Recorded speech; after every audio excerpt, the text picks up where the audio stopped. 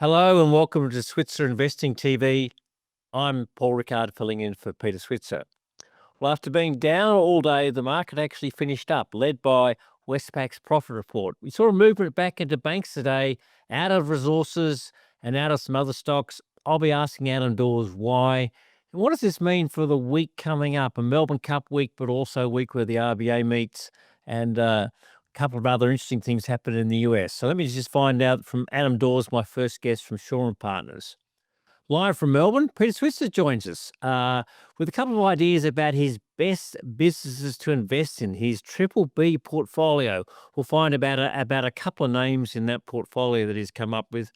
And then finally, you might have been reading about some of the discussion about the payment system and the Reserve Bank suggesting some changes to the way that credit cards might work.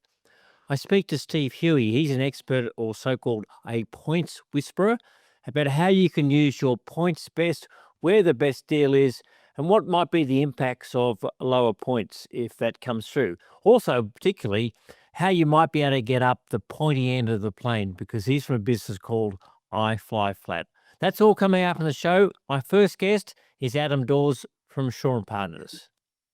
Adam, thanks for joining us on Switzer. Hey, it's great to be here. Thank you so much. Now, the market was down most of the day. It finished up largely in the back of the banks, and the money seeming to go back on the banks on the back, I guess, of Westpac's report earlier. I couldn't see much in Westpac's report. Just give me sort of your thoughts on Westpac and why the money's now going back into banks again. Wow, it's a tough one, isn't it, Paul? Because, you sort of think, oh, well, resources one day, banks the next, that kind of thing. I think the banks are, definitely seeing, and look, are we going to get any more interest rate cuts? I think that's probably one of the first things that we're going to look for. And I don't know if we're going to see any more interest rate cuts. I just suspect we're not going to see one tomorrow, being Melbourne Cup. I think that will certainly sort of fly by. I couldn't see much in that Westpac result either. I could see that certainly that net interest margin looked good. I thought bad debts was okay. All of the stuff that, you're looking in the bank for some signs or some weakness or some signs that potentially that borrowers are overstretched, delinquencies and those kinds of, I couldn't see any of that either. So I actually thought that the market really is gravitating back to the banks as a really safe haven buying and some really good buying. And over the last year or so, the banks have been outstanding stocks to be holding because of their performance. It's just been absolutely, incredible. I won't get bullish in the banks, but I do know, CBA back about $175. I didn't go to the Westpac analyst briefing. I didn't have time for that this morning. But when I reread their investor pack, I sort of got it sort of had an underlying positive tone to it, which I thought was quite encouraging. And I saw the price up, and I didn't understand why the market had pushed it up by 2%. So that was later on in the morning. So I guess maybe there was something a bit more positive said, but I guess there's a bit of volume growth, deposit growth, and low bad debts. As you say, there's not much going wrong. So they can just keep on earning the profits, I guess. Well, I think it's a real stark contrast to something like an ANZ that is really in a different space as far as write-offs, costs for bringing Suncorp on, and some fines as well. Whereas I didn't see a lot of that kind of stuff in the Westpac results. So I think the market's really gravitating to the quality versus potentially one of those other ones where there is some issues underlying in the banks. But you're right. I don't think we get bullish at these levels. But Paul, we weren't getting bullish 6 months ago, and we potentially should have been getting a little bit more bullish on the banks because they are looking like good safe haven buying at the moment. Yeah. Well, I think we've got an airbag on Wednesday, and ANZ is not too far behind. So I guess it was also, as you said, a little bit out of resources, but I want to come to some of the resources, particularly the rare earths at the moment. But I've got to deal first of all with perennial favourite or ex-favourite CSL. Down again today. It's sort of struggling around $175. There's allegedly, I think there's an investor conference a bit in the States this week. Could that be a catalyst for CSL at least finding a sort of a bottom, do you think? Or we're just going to see this sort of drift we're now in with CSL? Well, I think it's definitely a downward drift at the moment. I think 170 is good buying for CSL. That's where I sort of put the sort of stake in the ground. And I had clients at sort of $2.10 saying to me, sorry, not 210, saying to me, look, is a good buying? And I said, no, let's wait. And we sort of put orders in around that 172 mark. We picked them up, rightly or wrongly, but we picked them up. And I think that's a technical level is 170, 172 is really a good level here.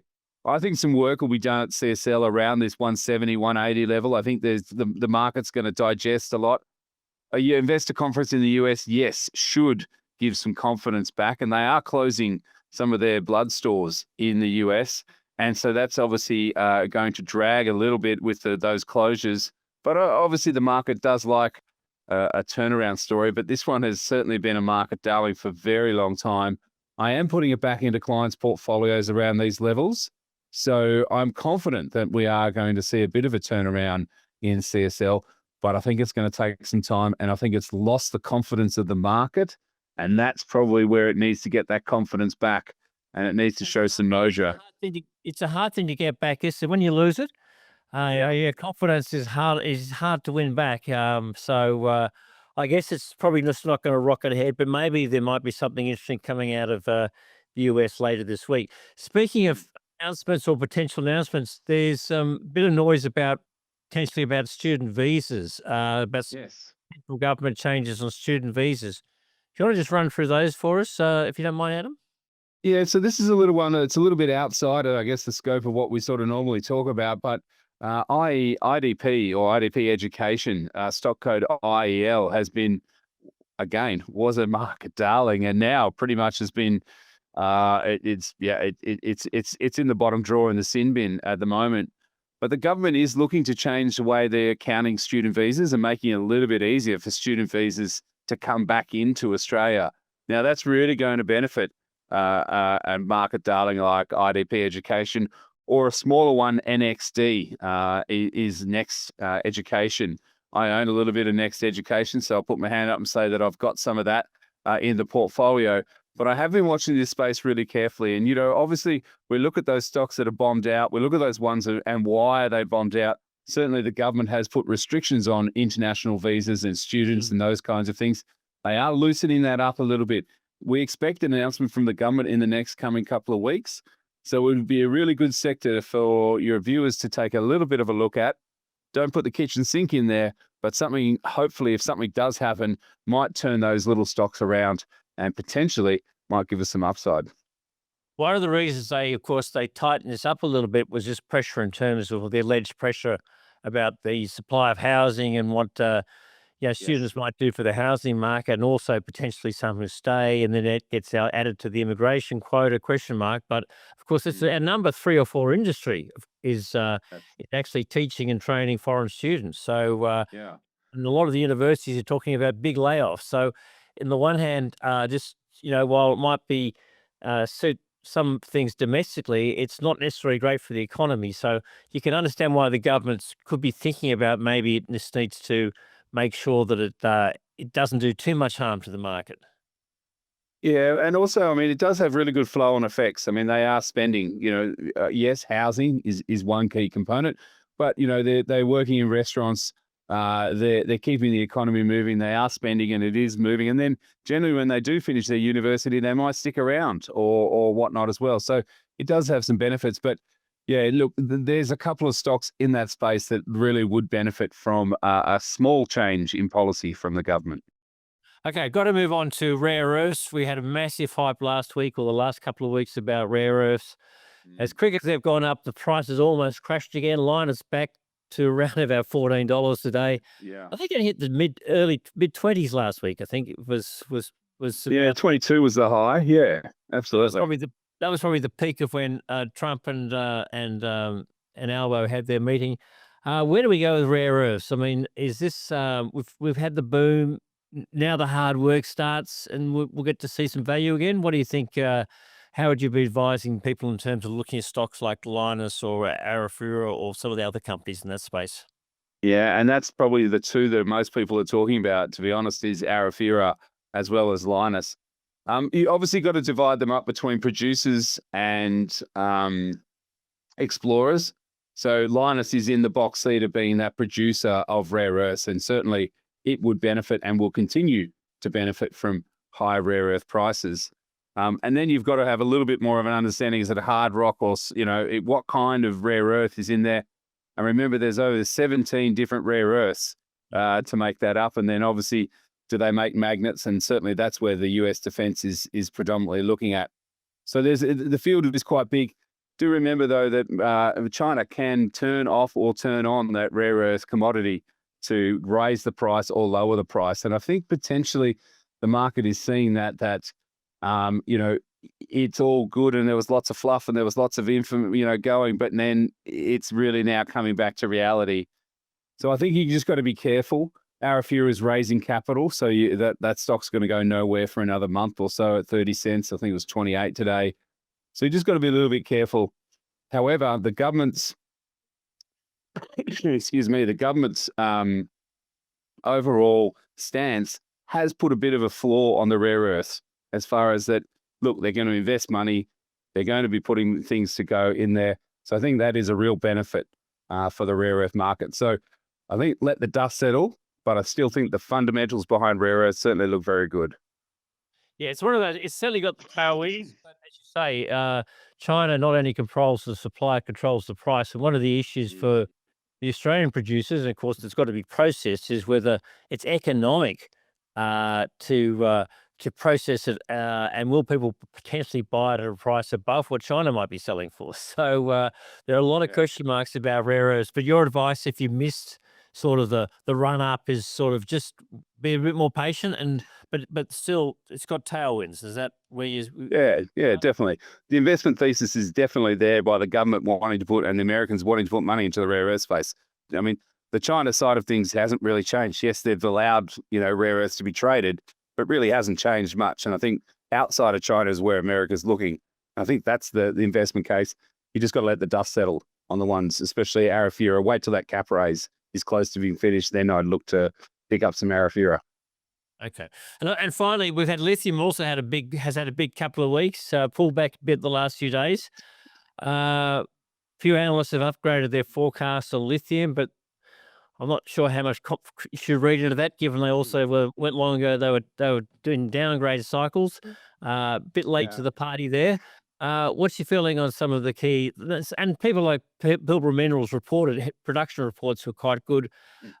Is this a take a profit if you've written them up, or do you still think that lithium is something to lithium stocks you can go higher from here?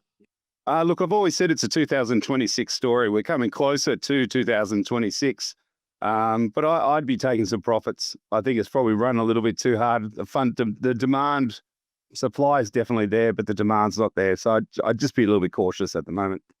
Thanks, Adam. That was some great insights. Now, joining me from Melbourne on his day off, but not really because he's always working, is the one and only Peter Switzer. Peter, welcome to the program.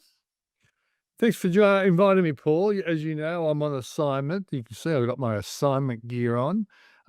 Been walking the streets of Melbourne. But while I've been walking the streets of Melbourne, I've been pondering a Buffett approach to investing. I just had to share with our subscribers to the Switzer Report. Okay, now you labelled that your triple B investment portfolio. Just explain the terminology here. You put it on AAA, don't you? But normally those people would prefer a AAA rather than triple B, but let's go with the flow. Yeah, I look at it because when you think about Buffett's approach to investing, he doesn't buy stocks, he buys businesses. And so I thought, let's put together a portfolio based on Australian stocks. And I call it the best business buys. Because we buy stocks, but we should be thinking about the business. And Buffett's famous for often doing something that you and I like, is buying quality businesses when the market doesn't like them. He bought a railway business not long ago when everyone thought railways were out of style. And he also holds businesses for the long term. And one of the stocks I put in that portfolio, unsurprisingly, because I wanted the best businesses, was CBA. And I made the point that I don't think it's the right time to buy CBA, but there will come a time.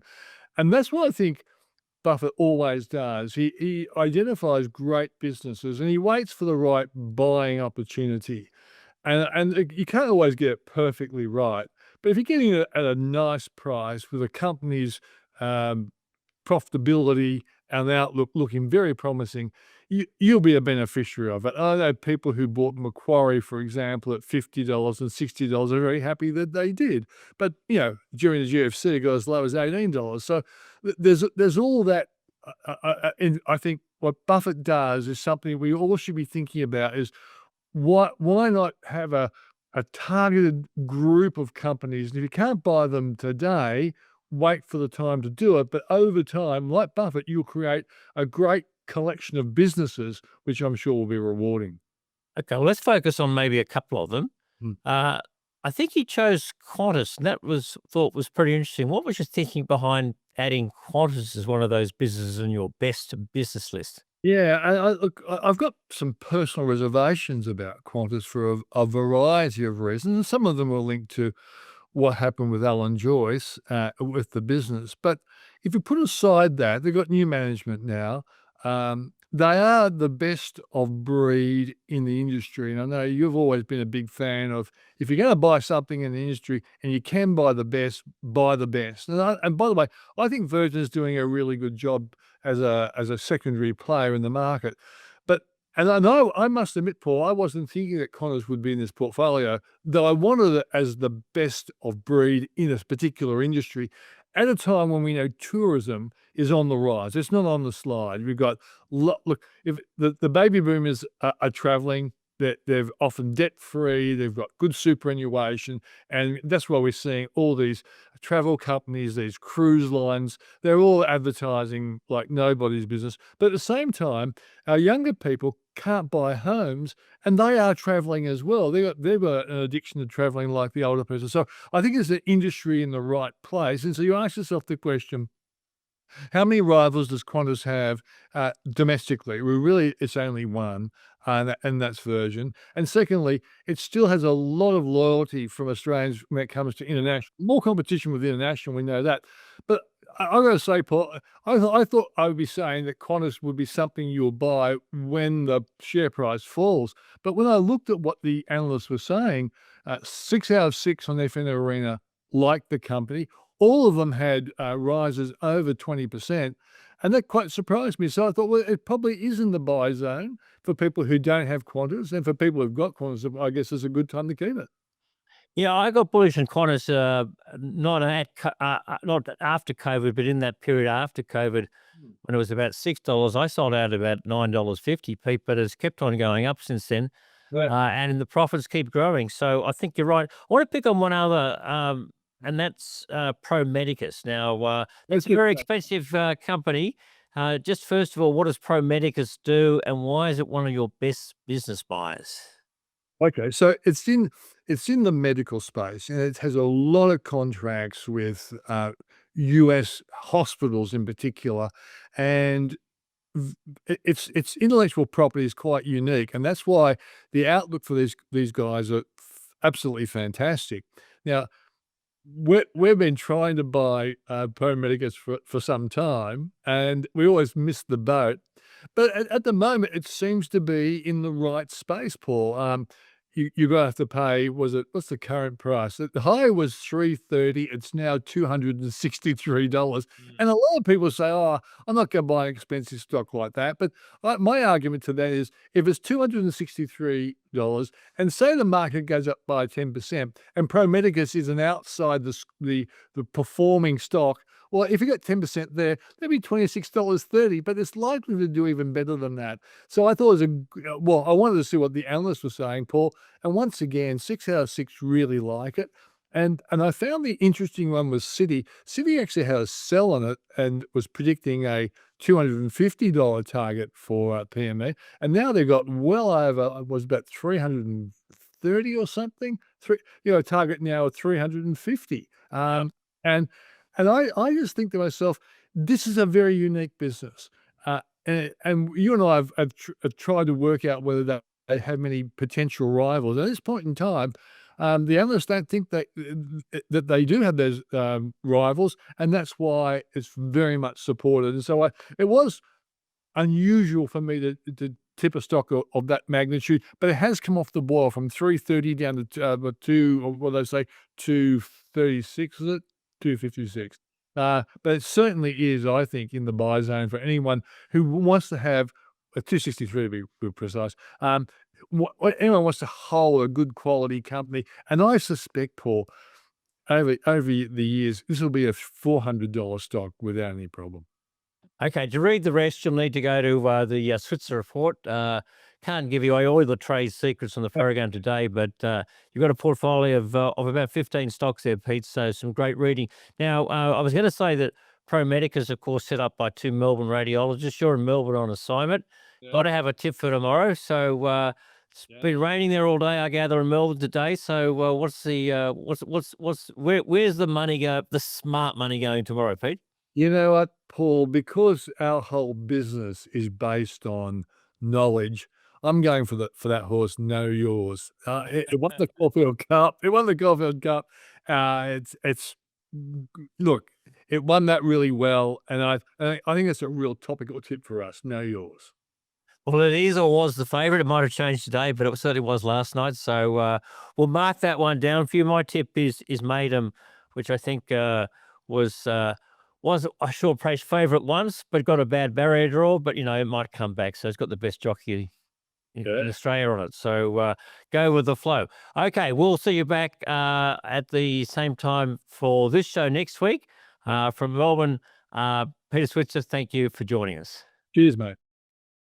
Thanks, Peter, for your hard work investigating the birdcage on Saturday, and I believe tomorrow.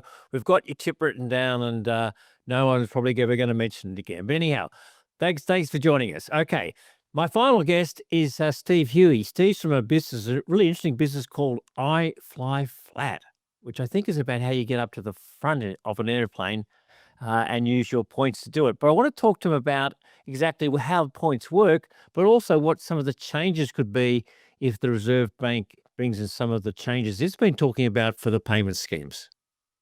Steve, thanks for joining us on Switzer. Pleasure. Thank you. Thanks for having me.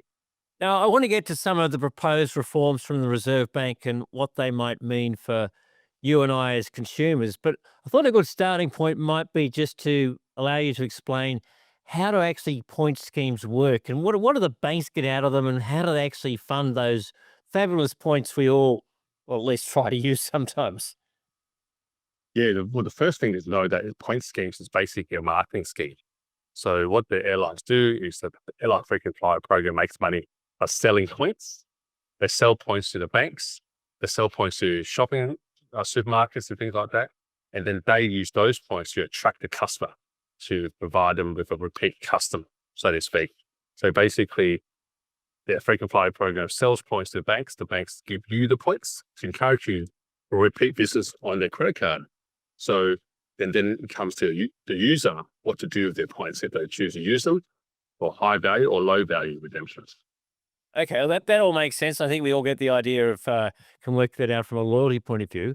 But so why is there sort of talk and chatter about the Reserve Bank, which is looking at payment schemes and also the card schemes offered by the banks and by Amex and others? Why does something that they might try to do in their market, could that have a negative impact in terms of the points that you or I can actually get when we pay for goods? Yeah, so how the credit card companies who fund these reward points is the merchant fee. But that merchant fee is the 1% or 2% fee that gets charged by the credit card provider or the credit card service to the business owner. And the business owner then chooses to whether they want to charge some of this fee to the customer or absorb it. So when you shop at a supermarket or department store, they choose to absorb the fee. So therefore, there's no surcharge to you. But if you go to a smaller business like a cafe or even any other business, they might choose to pass that surcharge on to you. So what the RBA is doing is do two things. One, they want a surcharge ban, so preventing businesses from passing a surcharge on, rather than just having them cop these fees and push up the prices. They also want to reduce this interchange fee.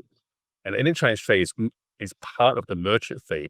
So by reducing this interchange fee, it means that credit card companies have less margin to fund these reward points, which then flows down to us, the end consumer, potentially earning lower points or 0 points in the future, depending how they choose to go forward. So if the banks charge their merchants less because the Reserve Bank says you've got to charge less, then potentially they can't give you and I as many points to use their cards. Is that the way? It's as simple as that? That's right. Yeah. So there's the flow impact is actually customers or users get less points, which means less rewards, potentially taking a whole lot longer to get enough points to book a flight in the future. Yeah.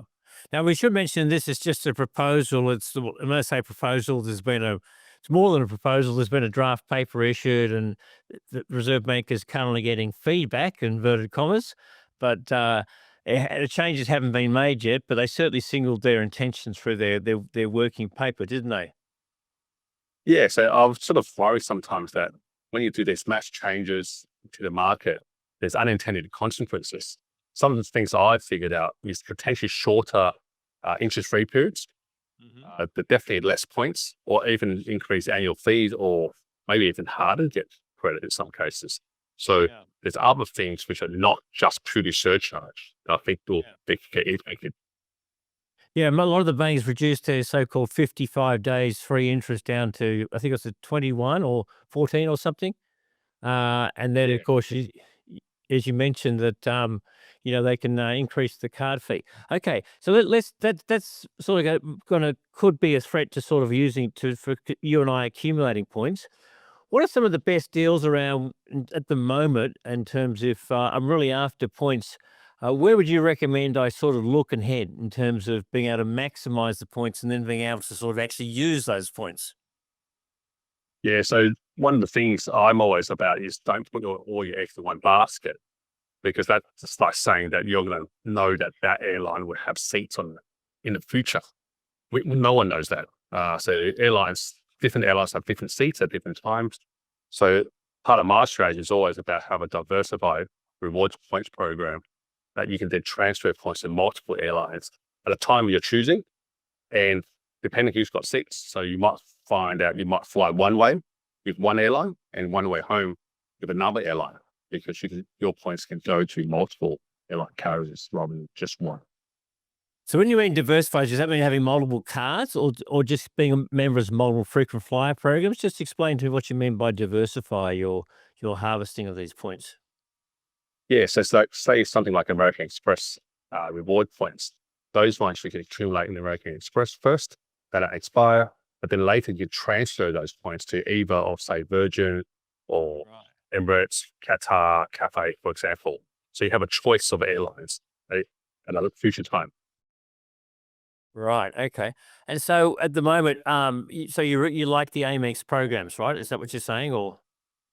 Yeah, so they give you a choice rather than having you pre-choose airline upfront, because you don't know what's going to happen in the future. A program like that, or even let's say Pay.com's got a reward points program that allow you to accumulate points first and then make a choice as to which airline to transfer them later. Right. And any other tips you'd give to me and obviously our listeners as aspiring consumers of points and then wanting to use them on a flight? I think number one is actually find out how many points you've got. So this sounds super simple, but most people don't know how many points they've got. And then the second part is how many points do you need to go somewhere? So otherwise, it's like going to David Jones and have no price tag. You don't know if you can afford the item or not. So it's so important to know that you need X number of points to go somewhere. So for example, you can fly business class, return to Europe for about 332,000 Qantas points. But a lot of people might think that might cost 1.8 million points, for example. So if you don't have the numbers in your head, then you might be saving forever, knowing that actually you might be saving forever, but you might actually have the points right now. One. So how do you find out those things? I mean, obviously your business can help because your business is iFLYflat, which sounds like I guess that means you're at the pointy end where you get to actually rest. But how do you find out those things? Yeah, so the best way is just to Google, say, if you want to see the Qantas points calculator, just Google Qantas points calculator, same thing for Singapore points calculator or Cathay points calculator. because then that just takes you straight to the calculator, punch in the origin and destination and your class of travel, and it'll tell you how many points it should be. And those are the point seats that you look for, those specific reward seats. And you shouldn't have to pay more. It's actually really cheap to fly on points around the world once you understand how to use them. And what about getting the availability of those seats? One thing is having the points to actually potentially be able to find a flight, but then sometimes when you want to travel, say you're going overseas to Europe in June, July, peak time, almost seems impossible to actually find the seat. Are there any sort of tips to being able to find where you actually can find the airline who has seats available? Yeah, well, we find seats all the time in our service. So what the magic is, think of it like fishing. The seats are just coming and going all the time. So searching frequently is super important, because if you don't find seats today or for the next week or two, keep searching, because there might be seats suddenly pop up later. Number two is flexibility. So if you're going to go to Europe, you might want to consider flying to London or Paris or Amsterdam or Frankfurt. Go to somewhere that the long haul is sorted, and then you can do a connecting flight. Along with flexibility is also date flexibility. So if you have a little bit more flexible, I guess the last thing is actually speed of decision making, because just like how finding seats is like fishing, coming and going, once you've found a seat, you got to decide, because if you have a family meeting, by the time you come back, that seat could be gone. It'll be gone forever. Yeah.